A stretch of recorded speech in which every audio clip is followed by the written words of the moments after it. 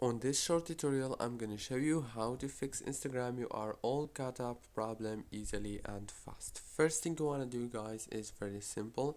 Open the settings on your phone and then open the apps like this.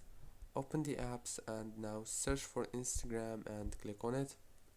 Now on this page you will find the app informations as you can see.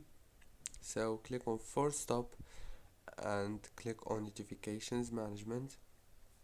Make sure to enable all the notifications right here, especially the badges. Go back, click on storage, click on clear cache and clear data.